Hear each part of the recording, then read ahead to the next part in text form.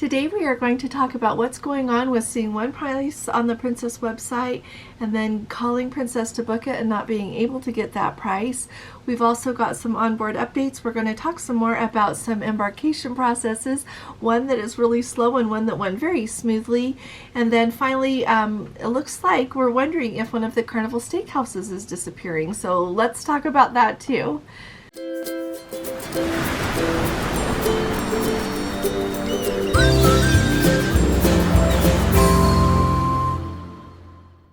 Hi there, this is Allison with Let's Go Travel Tips. Today is Thursday.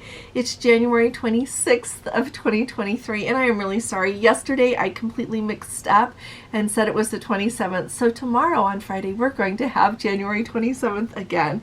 So I apologize if that messed anyone up wondering what day it really was. So first of all, I have had several Let's Go family members contact me about this, and then it happened to me too. So here's the deal. Are any of you having the situation that you look up a cruise on the Princess website, you see what your pricing is for it, and then you go to try to book it and you can't?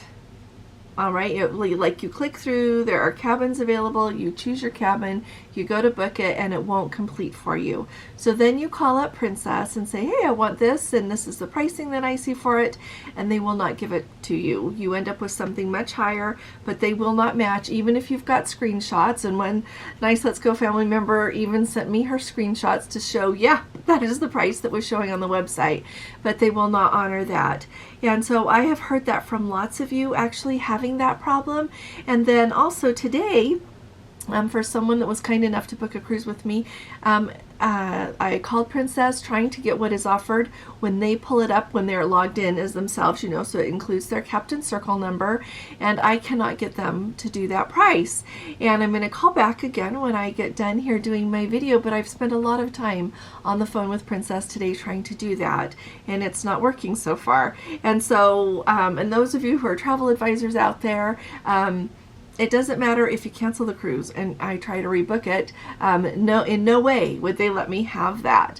And so, like I said, I'm going to call back and try again. But are you guys having this trouble as well? Are you seeing a price, perhaps not being able to complete the purchase, and then when you call Princess customer service not being able to get that price? So let me know.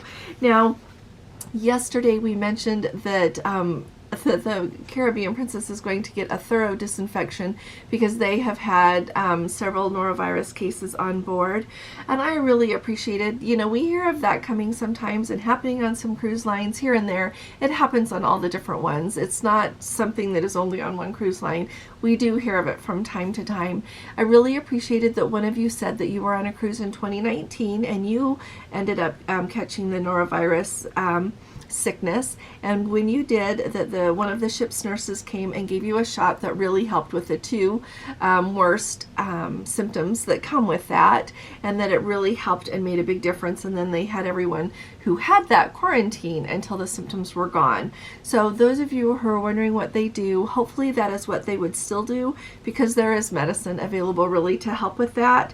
And it makes me glad to know that if any of us catch it, then we'll just be in quarantine until we're better. I think we would want to be in quarantine until we were better anyway. I can't imagine having that sickness and feeling like being out and about on the ship. Now, and if anybody has any other experiences with that to share, we would really appreciate it. And surely all of those of you who are embarking on that sailing this weekend, you will be in our thoughts and prayers, and so let us know how it goes. Now, I also wanted to let's talk about embarkation for another minute here. Yesterday, I shared how our Let's Go family member, Carrie, who is on the Diamond Princess right now, shared that embarkation was a really big mess on the current cruise.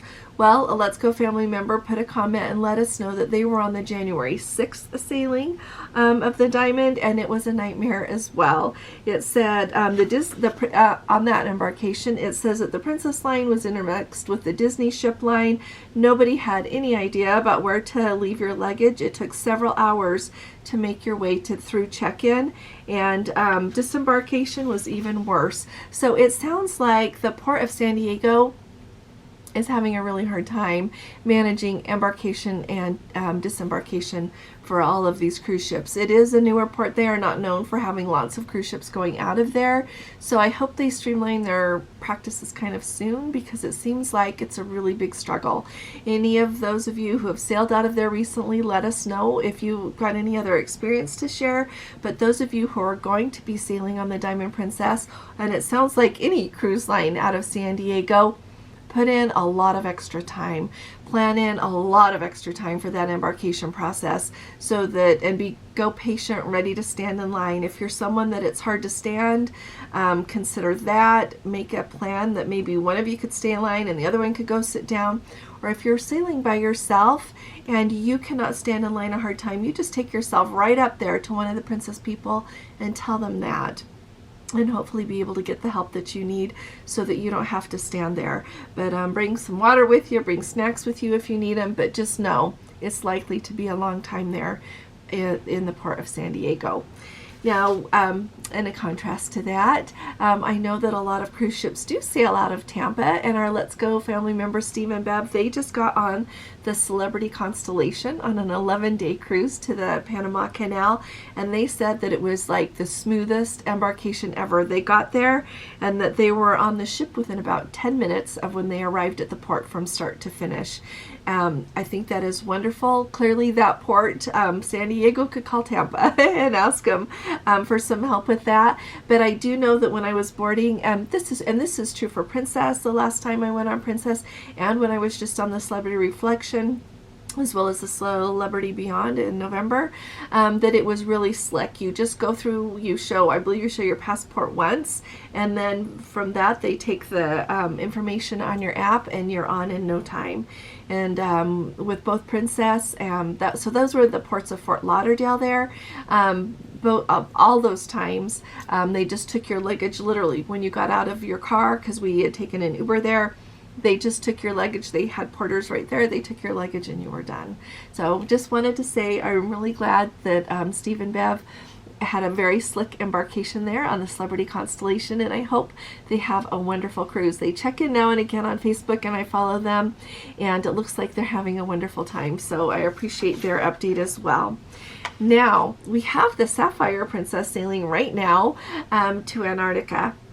This sailing is very similar to the sailing that we are going to do when we go on our Antarctica group cruise next year. We're going on January 20th of 2024. We're leaving from Santiago, and we will end in Buenos Aires, and you get 4 days of scenic cruising there in Antarctica. To be clear, you don't get off the ship. Alrighty, the price point is very different from a lot of the ones that you would get off this ship. Although, you know what? There are a lot more expedition ships coming online that go to Antarctica. And I think that with that, we are going to see a softening of the prices. That's what I hope, because, you know, it used to be that there were just a few that went, and it was so expensive.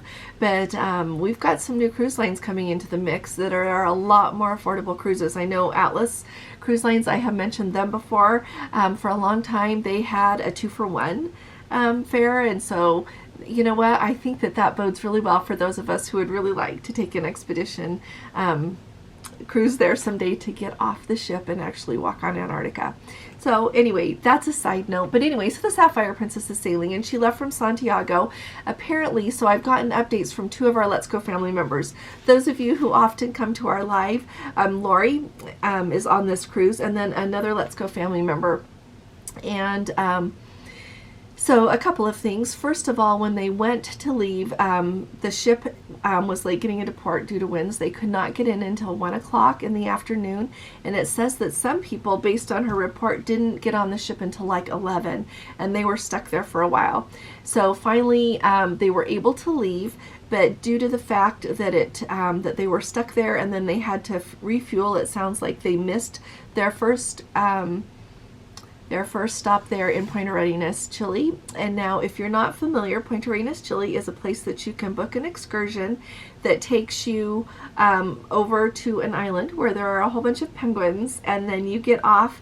And I would say anyone with mobility problems, don't do that excursion because it's really hard to get off of the boat. They kind of try to pull the boat up with this really small little ramp to step onto the island, and my feet got wet both times, and I was just a little bit worried because people could fall really easily there. But anyway, so they were not able to do that as she had hoped to be able to see the penguins. But she said that Princess put together another tour because they missed their first port, and she didn't say where it was, but she says that it was the very best tour that she's been on. They were on a catamaran sail by seal, a catamaran sailing, and they got to see seals, birds, and up close to penguins. And so I don't know if that was able to happen in Point Arenas or Ushuaia. I'm not sure, but I'm really glad that they got to see the penguins and had an amazing time there anyway. She said that the food is good. She said that Princess is doing great, that they're that them having to stay in Valparaiso, the port there a little bit longer, was not Princess's fault. She says they're having a splendid time.